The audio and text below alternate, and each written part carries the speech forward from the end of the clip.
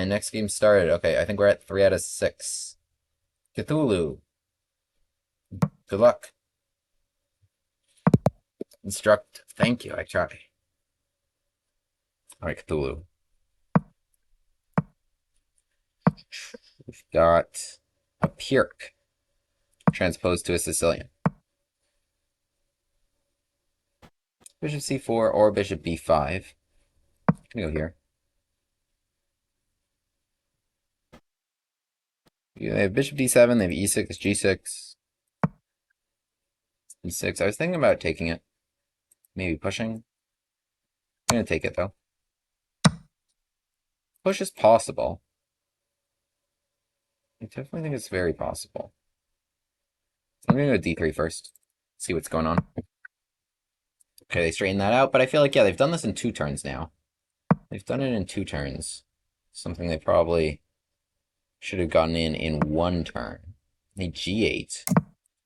Came all the way back. Now, so what I'm gonna try to do, h5. So they want to put the knight here. What I'm gonna try and do is really play against this guy. So let's see how we're gonna do that. So I think the first step is knight to a4, and my next move is gonna be c4.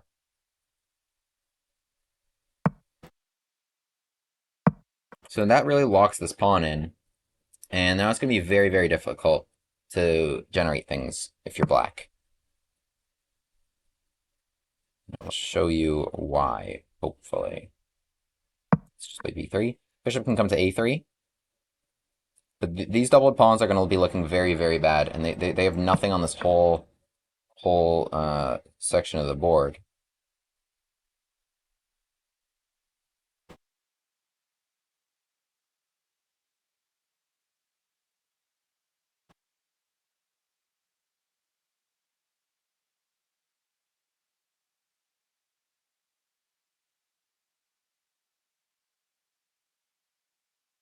Just play rook e1.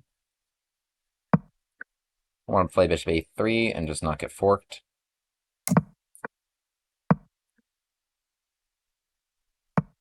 So this pawn should be toast after something like queen d2.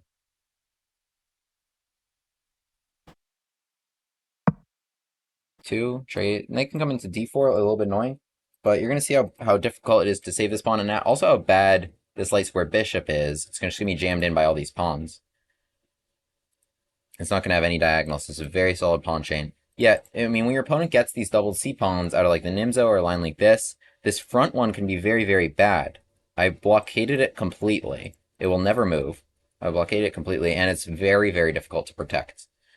This position would be a completely different story, but this is going to be extremely difficult to protect. And not only is that a dead pawn, but it really kind of leads to a dead position. So as you see here, the c5 pawn, no chance of saving. I have kind of really an ideal setup here. And, I could have gone for maybe some like knight g5, stuff f5, after h5, maybe, because they did play knight g8 and then h5, but I didn't go for anything quick because I knew, I can grind this sort of thing out. I think if I'm black right now, maybe trade and knight d4, but honestly, I'm just playing rook c1 there. I'm just not getting forked on c2, and I'm in no rush to take this pawn, and it's completely dead meat. There's nothing that they can do to this knight either. They would need like an a on b6. But this light square bishop can come to a6, after which it's still dead. This pawn trio kills it completely.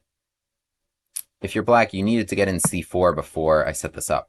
So yeah, this pawn on c5, it's not going anywhere. I think I'm just going to play maybe the solid king h1. Not any diagonals. Rook d8, maybe something like queen f2. Rook e8 played.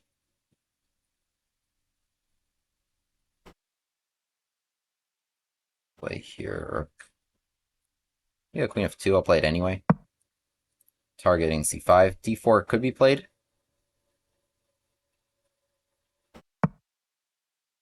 So my opponent acknowledges this pawn is lost. Question is just when I want to eliminate it exactly. I think now is as good a time as any. And I'm very happy to swap the dark square bishops. You know, they got all light square pawns, so should be some holes in their dark squares once I got rid of that guy. So knight takes, there's queen b6, a bit of an annoying pin. Let's just go queen takes. And so still that's dead. It's on the same color of all their pawns. So this is still a completely dead piece. In fact, everything's dead other than this one knight on f5 that they worked so hard for. And it's a knight that I can really probably just swap off for with this move, knight d4. And maybe bring the other knight into c5. So we swapped off for that knight, leaving just this bishop. And now this other knight will sit nicely on c5. I believe. I could play queen c5 as well.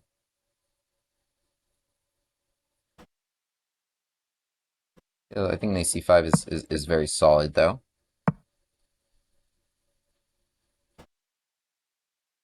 And rook c1. There's no way really to attack this. It's just completely limiting this bishop. There's no c5 break. There's nothing of that sort.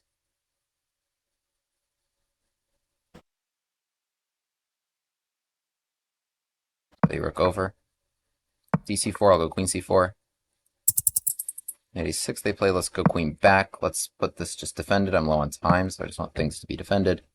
And e4, this is good. So now they got rid of that. The bishop is still a dead piece. Maybe now c5 they can free it a little bit. c5 they can bring that here. But I'm going to try to play queen h4, try and get them over here. So for example, knight f6 now, we're attacking this rook. Maybe knight h5.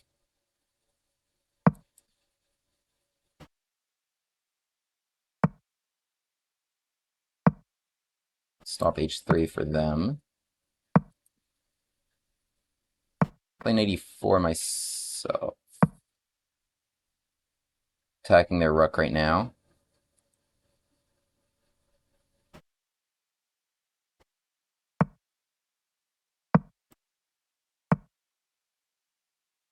Don't want my queen. That was probably playable. I just don't want my queen trapped. But I think it was fine either way. This should trap their rook. I think. They're out of squares.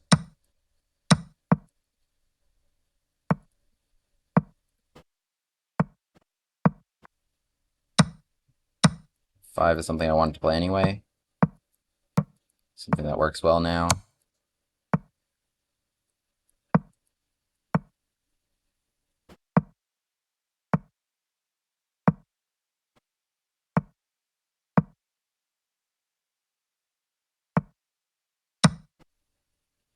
Takes, check. Yeah, so they flagged my next moves were rook g8 and other rook coming to g7. So I think that was a pretty instructive win. I buried that bishop alive. I did allow like c5 and here. I think maybe I could have even prevented that with c5 myself. But let's have a look. So e4. So you would never know it, but this bishop is the piece that became very bad after takes. And now we've got these doubled pawns. So maybe e6 is a mistake. Maybe better was bishop d7 so that they can recapture with their bishop. In the game, they play e6. Now I trade, and that's going to be a long-term issue. So d3, I play e5. So now I have no issue. I mean, I have no intention of like allowing this. This would be a disaster. Now they just have a nice bishop pair, mobile center pawns, and these won't be restricted. But e5, I keep the center really closed. Castles, so they play h5. So now this gives me the opportunity to play knight a4. So they set up their knight on this like nice little artificial outpost. They got a pawn on h5. Okay, I can't play g4. But look at what I've achieved over here. When I played these moves, knight a4 and c4 and b3, knight actually sits so excellently, cannot be touched. There's no a5, a4, which would otherwise, like if the knight were elsewhere, a5, a4 would create some weaknesses here, open some files for them. None of that. This is very solidly defended. Bishop a6 gives them nothing, and the c5 pawn is toast whenever I feel like it. D takes e4, D takes e4, nothing. So knight comes to f5, rook e1, not the best. Queen e1 was better, I guess, to take away the a5 square, but it doesn't really matter. I'm just taking away the e3 square, and so this is really going to go away. Queen d2, proposed the queen trade, they didn't want it. And bishop c5 I can take any time. I'm just playing king h1. There's really not much black can do in this position. The f6 break causes more problems for them, or it's not even a break. There's just no way to free this guy at all. It's hard to recommend a move for black. Rook e8 I'm just playing queen f2. I'm just getting ready to take this pawn, which I do now. And we trade off the dark square bishop. So now it's more than a pawn. It's more than a pawn, really, because now also they're down to that light square bishop and only light square pawns. And so I'm looking at trying to get a knight into f6. Eventually I'm able to arrange that. So I trade off for their one good piece and bring the knight to c5. So these pawns are all stuck. They're never getting off the light squares, so this bishop is not very useful. Bring the rooks in, play your queen g1, d4, now knight e4. So d4, now they start getting their pawns. So yeah, you see how I recommend c5. Now they start trying to get their pawns on some dark squares, bring this way. Although I take advantage of d4, I think it's a good idea, because takes, I mean, the bishop's just still dead. It's still completely dead. And like, you know, eventually I was just gonna just break through, trade everything, bring the rooks in or something whenever I'm ready. But d4, so they're trying to play c5. Yeah, I should have played c5 myself. I should have played c5 myself and prevented them from playing c5, which opened this diagonal. However, here I'm sneaking in. I brought my queen around, although we're quite low on time at this point. And f6, attacking the rook. And so, I don't know, we're just zigzagging. I'm playing h3. h3 for them would have been good. But yeah, eventually, okay, I just wore them down. Next game started. But they were pretty much stuck. And I think it was only a matter of time. All right, cool. GG. Subscribe if that goes on YouTube. All right. We got 4 out of 7 in Title Tuesday now, yeah? That was a 24-15. The end of the rim not always dim. Good. That was a good line.